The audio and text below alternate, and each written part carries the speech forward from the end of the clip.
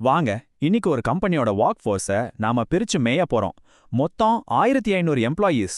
Production, sales, அட்மினிஸ்ட்ரேஷன்னு 3 டீம்ல இருக்காங்க. அவங்க எப்படி பிரிக்கப்பட்டிருக்காங்கன்னு ஸ்டெப் பை ஸ்டெப்பா பார்க்கலாமா? வாங்க, இந்த கணக்கை உள்ள போய் பார்க்கலாம். ஓகே. முதல்ல மொத்த எண்ணிக்கை. ஒரு கம்பெனில மொத்தம் 1500 பேர் வேலை செய்றாங்க. இந்த நம்பர் தான் நம்மளோட ஸ்டார்டிங் பாயிண்ட். இதை வச்சு தான் மத்த எல்லாத்தையும் கண்டுபிடிக்க போறோம். சரி, 1500 பேர்னு சொல்லியாச்சு. ஆனா அவங்க எப்படி கம்பெனி முழுக்க பரவி இருக்காங்க? எந்தெந்த டிபார்ட்மெண்ட்ல எத்தனை பேரு? இதத்தானே நம்ம தெரிஞ்சுக்கணும். வாங்க, அதான் இப்ப பார்க்க போறோம். ஃபர்ஸ்ட் ஸ்டெப், ஒவ்வொரு டிபார்ட்மெண்ட்லயும் மொத்தம் எத்தனை பேர் இருக்காங்கன்னு கண்டுபிடிக்கணும். Production, sales, administration. வாங்க, கணக்க போடலாம். ஓகே, இங்க பாருங்க. ரொம்ப சிம்பிள். மொத்த ஊழியர்கள்ல 40%, அதாவது 600 பேர் ப்ரொடக்ஷன்ல. அப்புறம் ஒரு 25%, அது 375 பேர் சேல்ஸ்ல. அப்போ மீதி இருக்கிறவங்க தானே அட்மினிஸ்ட்ரேஷன்ல இருப்பாங்க. ஸோ 1500ல இருந்து இந்த 600ஐயும் 375ஐயும் மைனஸ் பண்ணா நமக்கு 525 கிடைக்குது. அவ்வளவுதான். 3 டிபார்ட்மெண்ட்லயும் எத்தனை பேர்னு இப்ப நமக்கு தெரியும். சரி, டிபார்ட்மெண்ட் கணக்கு முடிஞ்சுது. இப்போ ஒவ்வொரு டிபார்ட்மெண்ட்டுக்குள்ளேயும் கொஞ்சம் டீப்பா போலாமா? முதல்ல ப்ரொடக்ஷன் டீமை எடுத்துப்போம். நம்ம கிட்ட ப்ரொடக்ஷன்ல 600 பேர் இருக்காங்கன்னு தெரியும் இல்லையா? அதுல சரியா 60% ஆண்கள்னு சொல்றாங்க. அப்போ 600ல 60% எவ்வளவு? சிம்பிள் கால்குலேஷன் தான், 360. சோ ப்ரொடக்ஷன் டீம்ல 360 ஆண்கள் இருக்காங்க. ப்ரொடக்ஷன் முடிஞ்சது. அடுத்தது சேல்ஸ் டிபார்ட்மெண்ட். அங்க என்ன நிலவரம்னு பாப்போம் வாங்க.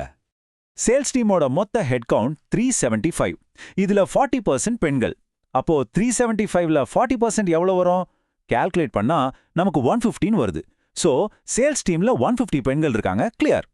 ஓகே, இப்போ நம்மளோட கடைசி ஸ்டாப் அட்மினிஸ்ட்ரேஷன் டிபார்ட்மெண்ட். இங்க ஒரு சின்ன ட்விஸ்ட் இருக்கு, வாங்க பார்க்கலாம். அட்மினிஸ்ட்ரேஷன்ல 525 பேர் இருக்காங்கன்னு பார்த்தோம். அதுல 75% பேர் ரெகுலர் எம்ப்ளாயீஸ். இத கணக்கு போட்டா 393.75 அப்படின்னு வருது. ஆட்களை நம்ம பாயிண்ட்ல சொல்ல முடியாது இல்லையா? அதனால அதை ரவுண்ட் பண்ணி 394 ரெகுலர் எம்ப்ளாயீஸ்னு எடுத்துக்கலாம். ஓகே, இப்போ நம்மகிட்ட எல்லா தனித்தனி நம்பர்ஸும் இருக்கு.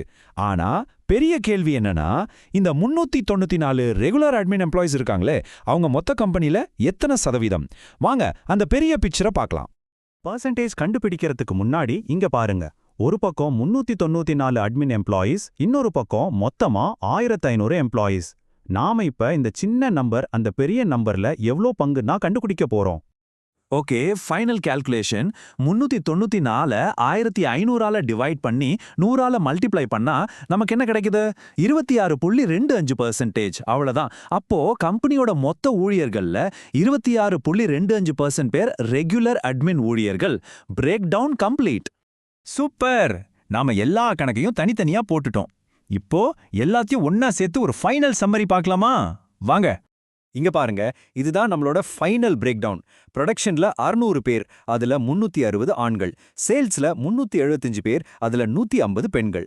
அட்மினிஸ்ட்ரேஷன்ல 525 பேர், அதுல 394 ரெகுலர் எம்ப்ளாயீஸ். இதுல நாம கண்டுபிடிச்ச முக்கியமான விஷயம் என்னன்னா, அந்த ரெகுலர் அட்மின் எம்ப்ளாயீஸ் மொத்த கம்பெனில 26.25% இருக்காங்க. பாத்தீங்களா எப்படி ஒரு பெரிய டேட்டாவை சிம்பிளா உடைச்சு புரிஞ்சுக்கிட்டோன்னு? இப்போ உங்களுக்கு இந்த மெத்தட் புரிஞ்சிருக்கும்னு நம்புறேன். சரி, உங்களுக்காக ஒரு சின்ன கேள்வி. ஒருவேளை ப்ரொடக்ஷன்ல இருந்து ஒரு 10% பேர் சேல்ஸ்க்கு போனாங்கன்னா இந்த நம்பர்ஸ் எல்லாம் எப்படி மாறும்? யோசிச்சு பாருங்க. இது உங்களுக்கான ஒரு சின்ன ஹோம்வொர்க் மாதிரி.